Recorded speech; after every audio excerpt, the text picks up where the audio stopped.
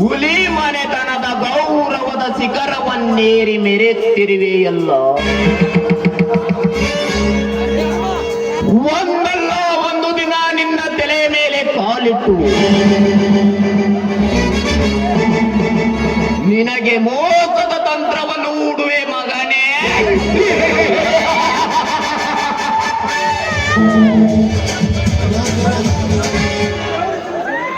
ಇವತ್ತಿನ ಪ್ರಪಂಚದಲ್ಲಿ ಬೆವರು ಸುರಿಸಿ ದುಡಿದು ಮೇಲೆ ಬಂದವರು ಯಾರೂ ಇಲ್ಲ.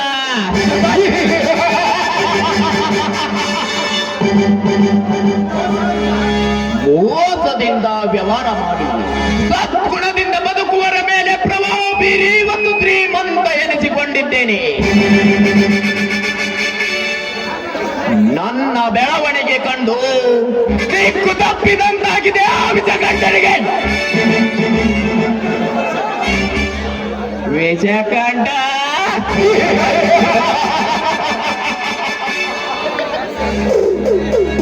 ನೀನೆಂತ ಕಿರಾತಕ ಅಂತ ನನಗೆ ಚೆನ್ನಾಗಿ ಗೊತ್ತು ಮಗನೇ. ನಿನ್ನ ಜೀವನಕ್ಕೆ ಬಚ್ಚಿಟ್ಟು ನೆನಪತ್ತು ಬಿಡುವೆ ಮಗನೇ.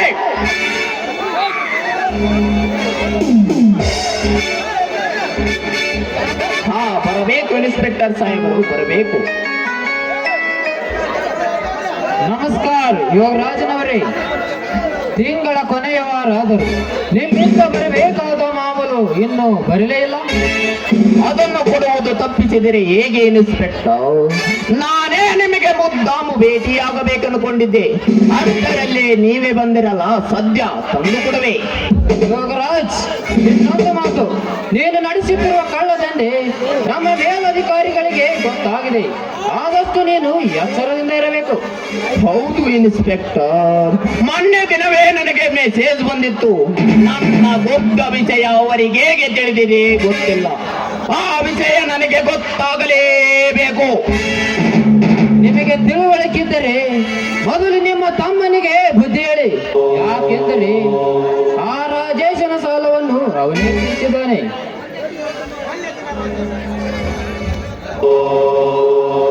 ಮಾನ್ಯ ದಿನ ಆ ರಾಜೇಶನ ಸಾಲವನ್ನು ಅವನೇ ತೀರಿಸಿದ್ದಾನೆ. ಹೌದು ಇನ್ಸ್ಪೆಕ್ಟರ್, ಅವನಿಗೊಂದು ನನಗೆ ದೊಡ್ಡ ಸಮಸ್ಯೆವಾಗಿದೆ.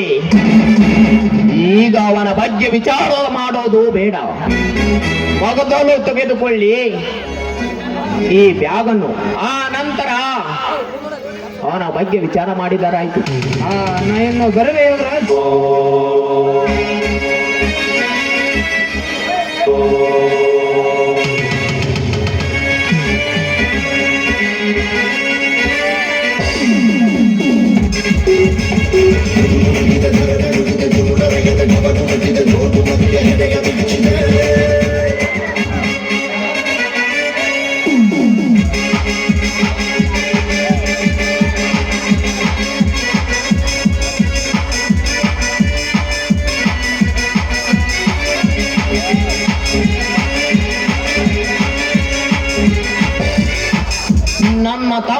ಬಗ್ಗೆ ಯಾವಳ ಒಬ್ಬಳು ಮೋಸ ಮಾಡಿದ್ದಾಳೆಂತ ಅವಳ ಬಗ್ಗೆ ಚಿಂತೆ ಮಾಡಿಕೊಂಡು ರೌಡಿಯಂತೆ ವರ್ತಿಸುತ್ತಿದ್ದಾನೆ.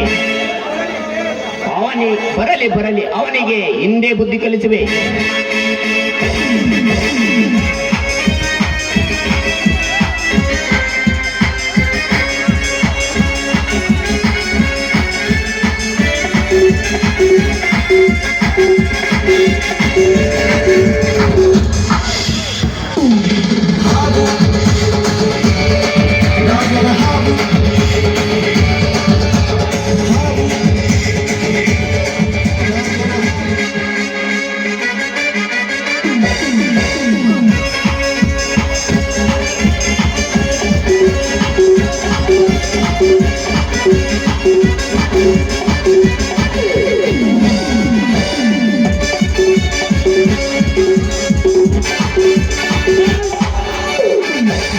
ಅಣ್ಣ, ಆ ಇನ್ಸ್ಪೆಕ್ಟರ್ ನಮ್ಮನಿಗೆ ಏಕೆ ಬಂದಿದ್ದ? ಅವರ ಹತ್ತಿರ ಬೇರೆ ಕೆಲಸವಿತ್ತು ತಮ್ಮ, ಅದಕ್ಕೆ ಬಂದಿದ್ದ. ಈಗ ಅವನ ಬಗ್ಗೆ ವಿಚಾರ ಮಾಡೋದು ಬೇಡ, ಮೊದಲು ನಿನ್ನ ಬಗ್ಗೆ ಹೇಳು. ಈಗೀಗ ನಿನ್ನ ವರ್ತನೆ ನನಗೆ ಸರಿ ಕಾಣಿಸುತ್ತಾ ಇಲ್ಲ. ಅಣ್ಣ, ನಾನು ಹೇಗೋ ಇದ್ದರೂ ನಿನ್ನಾಗೆ ಇನ್ನೊಬ್ರು ಆಡಿಕೊಳ್ಳೋ ಜೀವನ ನಾನು ನಡೆಸುತ್ತಿಲ್ಲ. ನಮ್ಮ ತಂದೆ ತಾಯಿ ಸಾಕಷ್ಟು ಹಣ ಗಳಿಸೋಗಿದ್ದಾರೆ, ಕುಳಿತು ಉಂಡರೂ ಸೊರಗೋದಿಲ್ಲ. ಅದನ್ನು ಬಿಟ್ಟು ನೀನು ಕಳ್ಳದಾದಿಗೆ ಕೈ ಹಾಕಿರುವಲ್ಲ, ಇದು ತಪ್ಪಲ್ಲ ಅಣ್ಣ. ಯಾವುದು ಸರಿ ಯಾವುದು ತಪ್ಪು